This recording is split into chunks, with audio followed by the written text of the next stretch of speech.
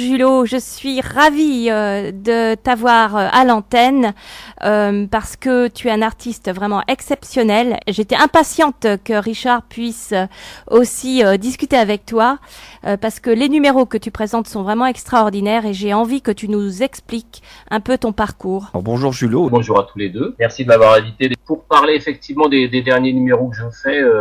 Ouais, c'est vertigineux, mais il y en a pour tout le monde et voilà, c'est très agréable à faire. Quelle est l'histoire de ce numéro vraiment exceptionnel et unique que tu présentes? D'accord. Alors déjà, peut-être pour les gens qui écoutent, on va dire ce que c'est ce numéro-là. C'est un numéro qui est un numéro d'équilibrisme sur un mât souple. On dit un mât oscillant ou un mât flexible, qui est un mât qui fait presque 9 mètres de haut, sur lequel je fais des équilibres et je fais aussi des hula hoop.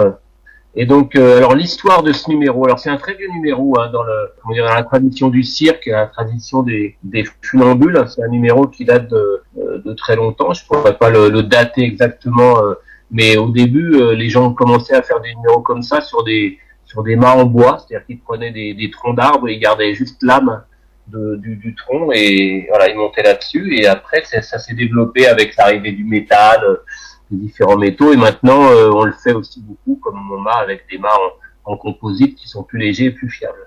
Et tu n'as pas le vertige parce que c'est quand même déjà il faut monter et en plus une fois arrivé au haut du mât, tu fais de l'acrobatie, du hula hoop, de l'acrobatie. Alors tout de suite, quand on fait ce genre de numéro, non, il faut pas avoir le vertige. De toute façon, quand on fait du cirque, quand on est acrobate, il faut avoir confiance en ses capacités et il faut aussi que les gens sachent que, en fait, il y a très peu d'acrobates qui sont des vrais trompe-la-mort. C'est-à-dire que chaque acrobate, quand il fait un numéro, quelle que soit la difficulté de l'exercice qu'il fait dans son numéro, c'est des choses qui ont été beaucoup travaillées, beaucoup répétées, et on les présente seulement une fois qu'on est sûr de pouvoir les faire longtemps. Si on a une chance de mourir le premier jour où on le fait, ça n'a pas grand intérêt, quoi. Mais avec les cousins, c'était une autre vie, c'était avant. Il n'y avait pas un petit gimmick, c'était même pas mal. Oh, il y a même pas mal. En fait, avec les cousins, c'est une aventure qui a duré pendant 20 ans. Donc, sur ces 20 ans, on a fait, je sais plus combien de spectacles, mais 7, 8 spectacles peut-être. Plusieurs techniques. À chaque spectacle, on inventait des nouvelles techniques, on répétait des nouvelles choses. Et on travaillait beaucoup aussi sur le volet comique et humoristique. Et dans un des spectacles, on avait déjà utilisé le mât. C'était un spectacle qu'on avait fait dans les années 2000. Combien d'heures d'entraînement pour pouvoir réaliser ce numéro parce que tu le fais régulièrement? J'ai cru voir que par moment, c'est 3 fois par jour que tu proposes le numéro à une audience. Voilà, c'est ça. C'est un numéro qui dure une quinzaine de minutes. Bon, ça peut paraître court comme ça pour les auditeurs. Après, c'était un choix.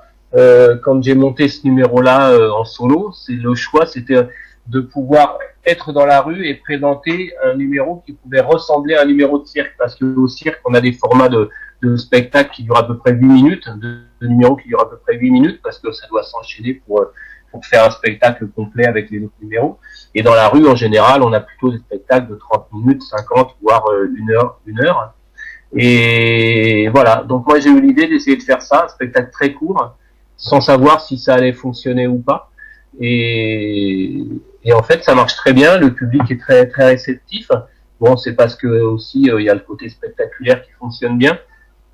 Mais aussi, pour les programmateurs, ce format comme ça, très court, ça permet de se placer dans plein de types de configurations. Et c'est assez, c'est assez simple à mettre en place parce que c'est un spectacle qui est léger. Alors, quand je le joue 3 fois, ouais, c'est un petit peu fatigant, mais parce qu'il y a beaucoup d'énergie, il faut dépenser quand même beaucoup d'énergie pour le jouer, mais en même temps, j'aime le jouer, donc la fatigue, elle arrive après, en fait, pas pendant le spectacle. Je vois aussi sur les photos du spectacle qu'il faut avoir une grosse préparation physique avant de monter sur cette barre, a priori, parce que ça prend des angles assez importants. Ah, il faut être une bête. De toute façon, je vous le cache pas, une bête. Modeste en plus. Mais quand il y a du vent, par exemple, c'est compliqué quand même. C'est toujours plus compliqué. De toute façon, quand on joue en plein air, on n'est jamais dans des conditions optimales, c'est-à-dire qu'il peut y avoir du vent, il peut faire très chaud. il peut aussi pleuvoir un peu. J'ai joué une fois où il neigeait quelques flocons. Donc en fait, c'est le principe du spectacle en plein air. Alors on sait que les conditions sont jamais idéales, mais voilà, on fait avec. Alors après, si le vent est trop violent, hein, s'il y a des choses comme ça, ben, on est obligé d'annuler. Mais a priori, ça m'est arrivé assez rarement. Et une fois qu'on maîtrise bien son comment dire son travail, son numéro, bon, on arrive à gérer. Et bon, faut juste être plus concentré, faire plus attention, quoi. Alors, ce numéro, tu l'as présenté dans de nombreux pays du monde entier. Peux-tu nous dire où est-ce que tu es allé pour présenter ce spectacle? Alors, bah, j'ai eu la chance, c'est vrai, mais déjà avec les cousins, hein, quand on était avant, on a eu la chance de beaucoup voyager. Et quand j'ai recommencé ce numéro en solo, bah, j'ai eu la même chance à nouveau. Donc j'ai joué au Japon beaucoup. J'y vais régulièrement parce que là-bas il y a des festivals de rue qui m'accueillent régulièrement, et je travaille aussi dans un gros cabaret qui a lieu tous les 2 ans. Et on a fait la 5e édition de ce cabaret l'an passé. J'ai été aussi en Birmanie, j'ai été bon bah tous les pays d'Europe, hein, Belgique, Italie, Espagne, Hollande, Allemagne. J'ai été aussi au Brésil, j'ai été en Angleterre. Oui. Est-ce qu'il y a des publics, est-ce que le ressenti des publics en fonction des pays est différent, ou est-ce que c'est universel justement par rapport à cette peur, le spectacle assez magnifique et voire même très impressionnant? Non, c'est universel. Après, il y a toujours, en fait, il y a toujours cette chose, si les gens, voilà, qui écoutent, les auditeurs, là, qui écoutent après, peut-être ils pourront aller voir des vidéos ou sur mon site internet. Et il y a toujours un moment de surprise parce que le mât, au début, il est attaché comme un mât de bateau avec des haubans. Et donc, tout le début du spectacle, c'est plutôt manipulation de hula hoop, travail sur le mât comme un mât chinois, c'est un mât acrobatique. Et à un moment, les haubans tombent. Effectivement, là, il y a un gros moment de surprise. Et là, tout d'un coup, il y a effectivement des gens qui ont des réactions, soit de peur, soit d'émerveillement, soit voilà. C'est le comment dire. Et ça marche dans tous les pays avec tous les publics.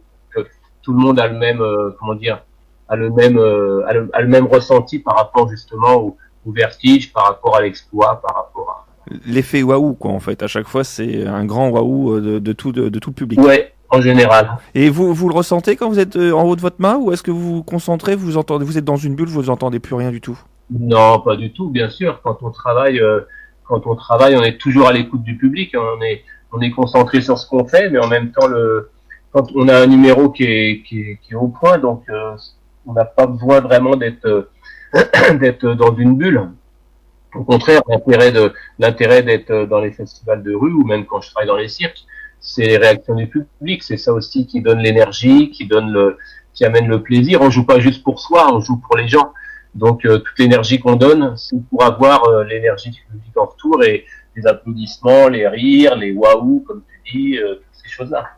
Et justement, côté technique, la barre que vous avez, là, c'est une structure qui a été créée spécialement pour vous, pour résister à votre poids, pour votre spectacle? Oui, tout à fait. C'est un prototype qui a été construit pour le type de travail que je veux faire. C'est-à-dire qu'il a une certaine souplesse, mais pas trop pour que je puisse quand même contrôler mes hula hoop quand je suis dessus. Il est aussi voilà, à la hauteur que je voulais. Enfin bon, tout a été pensé par rapport au spectacle tel que je veux le présenter. Et éventuellement, vous pensez à une évolution de cette barre pour quelque chose de différent, pour augmenter le spectacle, ou non, c'est la barre définitive? Non. J'ai comme on en parlait avec Bridget tout à l'heure, quand j'étais dans la compagnie Les Cousins là pendant 20 ans, on a beaucoup tourné, beaucoup créé, fait beaucoup de spectacles.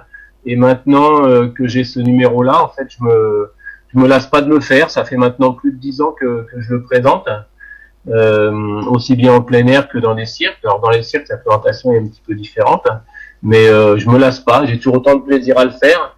Et donc, pour l'instant, je me concentre plutôt à essayer de le présenter dans des endroits voilà qui m'attirent, des rêves que j'ai d'endroits où j'ai envie de travailler, voilà plutôt c'est maintenant ce que j'essaye plutôt c'est de réaliser les rêves que j'avais au début que j'ai commencé à faire ce métier. Maintenant que j'ai un numéro qui techniquement fonctionne bien, ben j'essaye de faire que je puisse le présenter dans les endroits qui m'ont toujours qui ont toujours voilà fait rêver mon imaginaire, enfin travailler mon imaginaire depuis que je suis. Et une dernière question, Julot.